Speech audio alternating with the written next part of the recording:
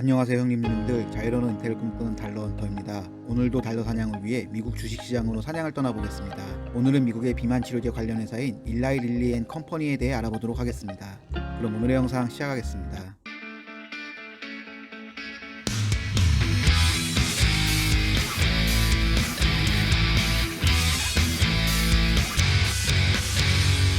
먼저 회사 정보부터 보시겠습니다. 일라이 릴리 앤 컴퍼니는 미국 인디애나주에 본사를 둔 다국적 제약회사입니다. 약학자이며 화학자였던 커넬 일라이 릴리가 1876년에 설립하였으며 1923년에는 세계 최초로 인슐린 제제로서 실용화에 성공하였습니다. 현재는 세계에서 가장 많이 판매되는 당뇨병 치료제인 휴마로고를 포함해서 베이사글라, 휴물린과 같은 당뇨병 치료제부터 항암제 제품으로는 알림타, 사이람자, 세투시맙을 보유 중이고 조현병 치료제, 자이프렉사, 류마티스 관절염 치료제, 올루미언트, 발기부전 치료제, 시알리스 등 다양한 의약품을 보유하고 있습니다. 한때 코로나 제품군의 개발 및 판매 부진으로 인한 어려움도 있었지만 최근 가장 핫한 당뇨병 보조제 겸 비만 치료제인 마운자로의 런칭으로 미국에서 기존 제약 대장주인 존슨앤존슨을 누르고 시가총액이 가장 큰 제약회사가 되었습니다. 회사는 1876년에 설립되었으며 CEO는 데이비드 릭스입니다. 데이비드 릭스는 일라이 릴리의 회장 겸 CEO로 일라이 릴리에서 마케팅, 영업, 약품 개발 및 국제 비즈니스 분야에서 25년의 근무 경험이 있는 베테랑입니다.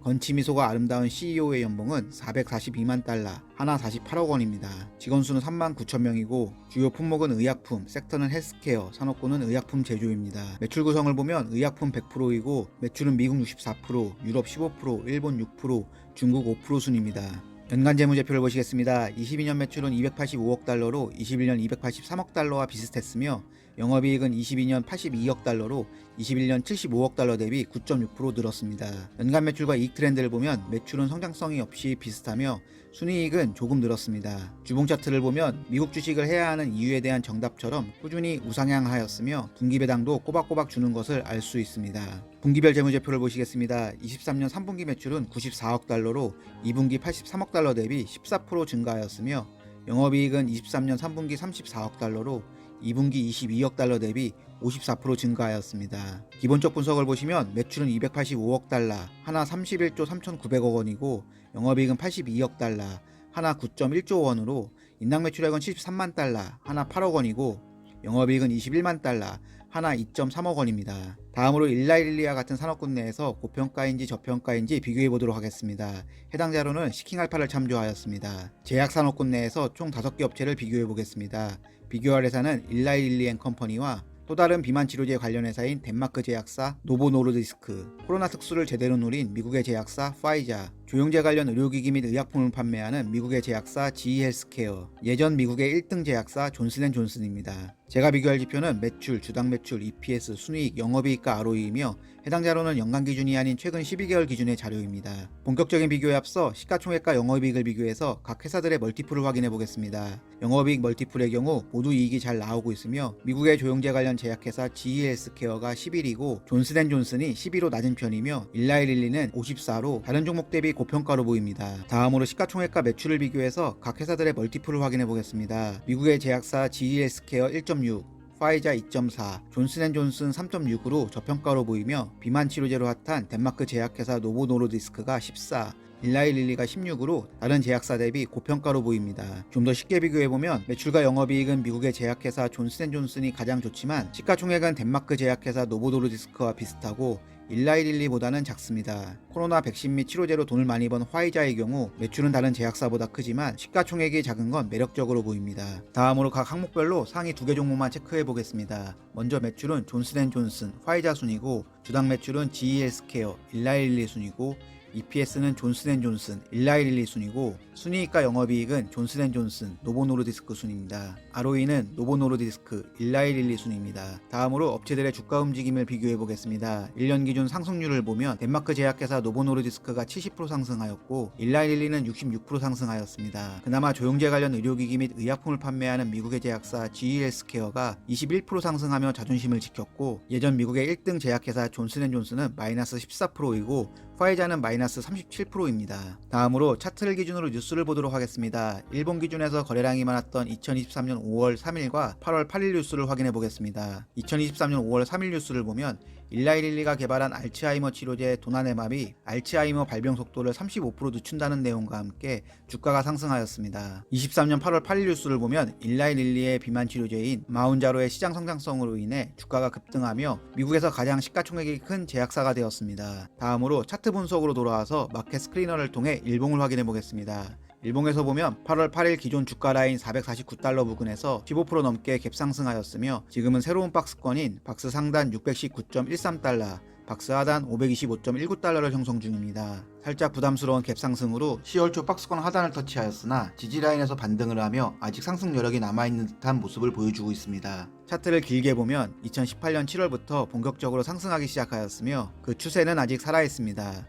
차트를 더 길게 보면 1970년 상장 이후 역사적 신고가를 쓰고 있는 아름다운 종목입니다. 나이스. 다음은 팀 랭크스를 통해 애널리스트 의견을 보도록 하겠습니다. 20명의 애널리스트 의견이 있고 19명이 매수, 1명이 보유 의견이고 매도 의견은 없습니다. 평균 목표 주가는 645.72달러이고 가장 높은 목표 주가는 722달러입니다. 내부자 거래 내역을 확인해 보겠습니다. 마켓비트에서는 매수 거래 1건, 매도 거래 6건이 보이며 최근 거래 내역을 보면 미국의 하원 의원 조시 고트하이머를 포함한 국회의원이 주식을 일부 매수했으며 약 10%의 지분을 보유 중인 릴리 재단은 10월 11일에 1.3억 달러 매도, 9월 7일에 1.19억 달러의 매도를 통해 한화 2,700억 원가량을 현금화하였습니다. 다음은 배당 부분을 보시겠습니다. 최근 배당액은 1.13달러입니다. 11월 17일 기준으로 주가는 588.8달러이며 1,100원 환율 기준 주당 원화 가격은 64만 7,680원입니다. 1,000만원을 투자한다고 가정하였을 때 매수 가능한 주식수는 15주이며 15주에 대한 분기 배당금은 16.95달러, 연간 배당금은 67.8달러, 하나 74,580원입니다. 이를 하나로 계산하면 1,000만원 투자 시 1년에 74,000원, 1억 투자 시 74만원, 10억 투자 시 740만원입니다. 여유로운 은퇴를 위해서는 150억 정도를 투자하면 연 1억 정도의 배당금이 가능해 보입니다. 배당 성향이 최근 주가의 상승분을 반영하지 못한 것으로 보입니다. 다음으로 시킹알파를 통해 최근 뉴스에 특별한 내용이 있나 보도록 하겠습니다.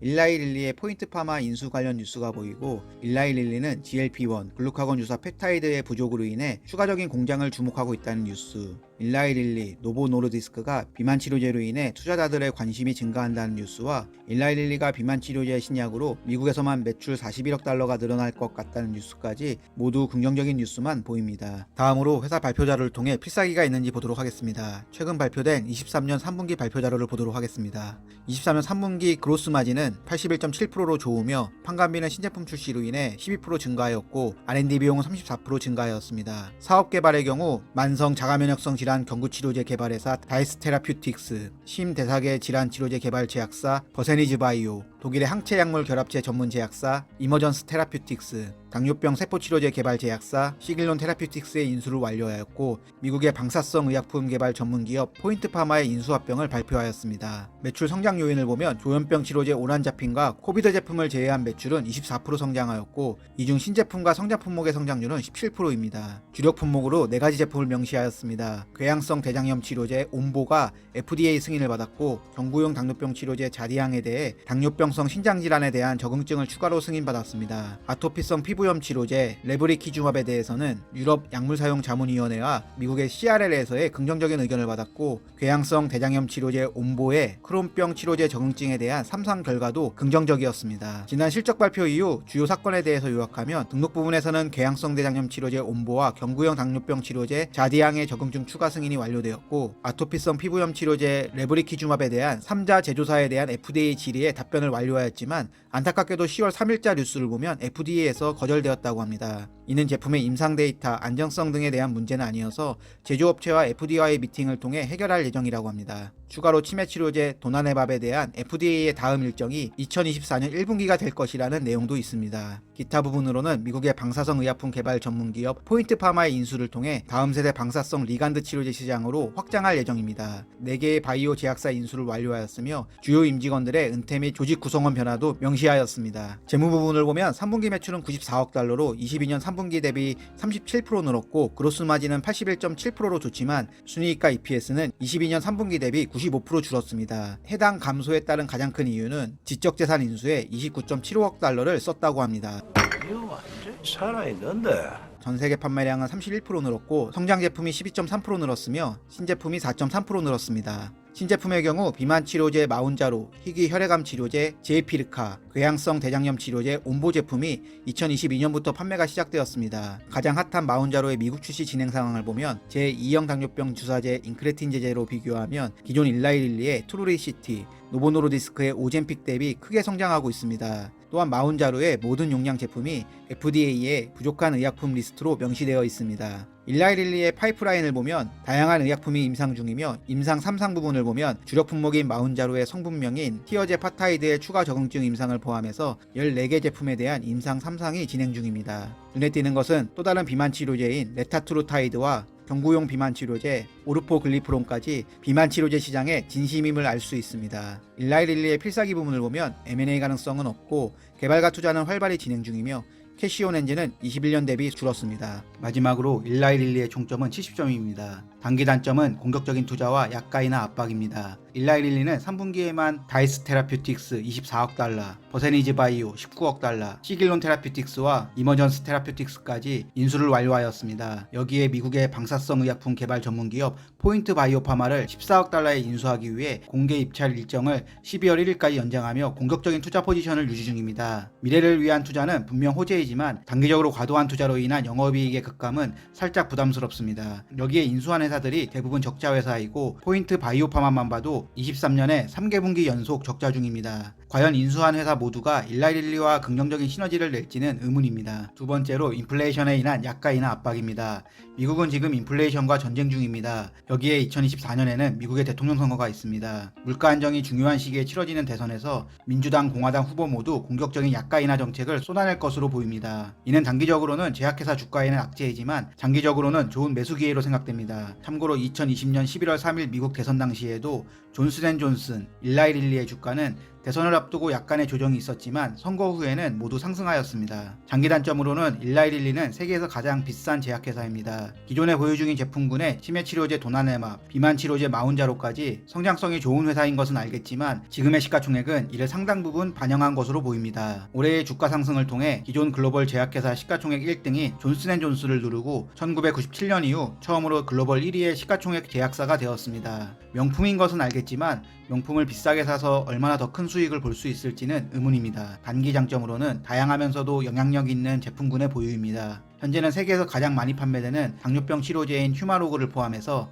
베이사글라, 휴물린과 같은 당뇨병 치료제부터 항암제 제품으로 알림타, 사이람자, 세툭시맙을 보유 중이고 조현병 치료제 자이프렉사, 류마티스 관절염 치료제 올루미언트, 발기부전 치료제 시알리스 등 다양하고 영향력 있는 의약품을 보유하고 있으며 여기에 신제품 마운자로, 제이피르카와 온부까지 탄탄한 제품 라인으로 매출과 이익이 꾸준히 성장하는 안정적인 회사입니다. 장기 장점으로는 비만 치료제 마운자로의 성장성과 다양한 신약 후보입니다. 비만 치료제 시장의 성장성은 2030년 150억 달러에서 170억 달러 수준까지 상당히 큰 성장이 예상됩니다. 여기에 비만 시장의 경우 미국 시장이 가장 크고 캐나다, 호주, 북아프리카, 유럽까지 주로 선진국 위주의 시장이 큽니다.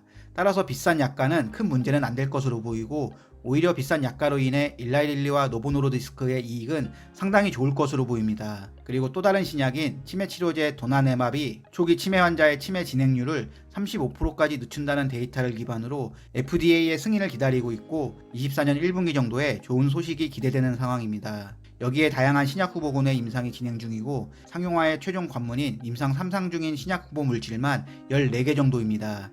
눈에 띄는 것은 또 다른 비만 치료제인 레타트루타이드와 경구용 비만 치료제 오르포글리프론까지 비만 치료제 시장 1등 기업을 위해 순항 중입니다. 위고비와 마운자로를 간단히 설명하면 두 제품 모두 GLP-1, 글루카곤 유사 펩타이드라는 인슐린 분비를 촉진하고 혈당을 조절하는 데 관여하는 호르몬 관련 의약품입니다. GLP-1은 사람의 인체에서 자연적으로 발생하는 호르몬으로 보통은 인체에서 1, 2분 내에 분해됩니다. 두 제품 모두 GLP-1의 반감기를 높여 체내에서 좀 더 오래 작용할 수 있게 만들었습니다. 이를 통해 식사 후 위가 비워지는 속도를 늦추어 환자가 더 오랫동안 포만감을 느끼게 하고 감정적으로 식욕을 조절할 수 있게 돕습니다. 또한 췌장에 영향을 미쳐 혈당 수치를 일정하게 유지하는 데 도움이 됩니다. 두 제품 모두 일주일에 한 번씩 투여하는 주사제로 한 달에 4번 사용하는 가격은 각 주와 보험회사의 정책마다 다르지만 미국에서는 위고비가 1349달러, 마운자로 1000달러로 마운자로가 조금 저렴합니다. 두 제품의 효과를 비교하면 마운자로 마운자로는 72주 동안 22.5%의 체중 감량 데이터를 보유 중이고 위고비는 68주 동안 14.9%의 체중 감량 데이터를 보유 중입니다.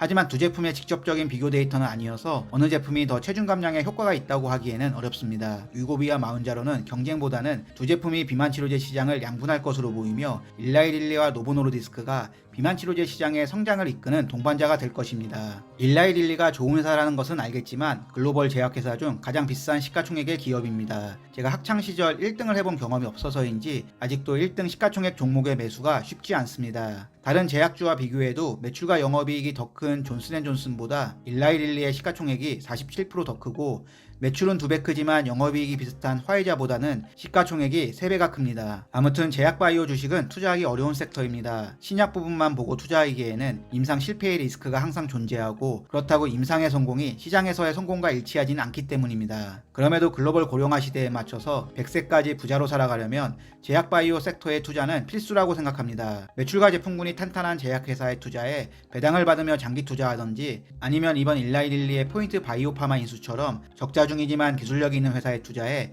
글로벌 기업과의 피인수를 노려보는 것도 좋아 보입니다. 일라이릴리의 시가총액은 530조 원에 매출은 31조 3,900억 원이고 영업이익은 9.1조 원입니다. 시가총액 대비 매출의 멀티플은 16으로 비만 치료제의 성장성이 어느 정도 선반영되어 다른 제약회사 대비 고평가로 보입니다. 그럼에도 기존의 다양하고 영향력 있는 제품군에 비만 치료제 마운자로가 더해진 일라이릴리의 성장성에 대해 그 누구도 상한선, 한계선, 천장을 논하기는 어려워 보입니다. 좋았어. 감사합니다. 좋았어! 다음번에는 비만약 시장에서 일라이릴리보다 반걸음 앞서 있는 위고비를 런칭한 덴마크 제약회사 노보노르디스크에 대한 소개 영상으로 돌아오도록 하겠습니다. 긴 영상 시청해주셔서 감사합니다. 형님 누님들의 행복한 은퇴를 응원합니다.